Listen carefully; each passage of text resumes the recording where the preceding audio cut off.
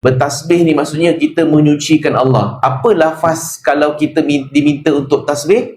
Subhanallah. Okey, jadi bertasbih ini, kenapa Allah perintahkan kita untuk bertasbih? Kerana kalau perasan pada ayat-ayat sebelum-sebelum ni, Allah banyak letakkan tentang sesuatu yang bersifat analogi, metafora untuk kita faham tentang mesej Allah. Contohnya kalau sebelum ni Allah sebut tentang air, Allah cerita tentang api, Allah cerita tentang kita cerita daripada air mani yang dimasukkan ke dalam rahim.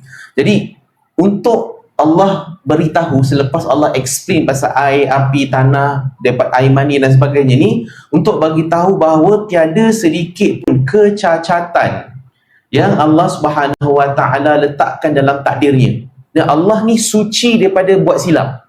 Allah suci daripada lupa. Allah suci daripada lalai. Allah suci daripada membuat kesilapan teknikal dalam menyusun kehidupan kita sebagai satu manusia.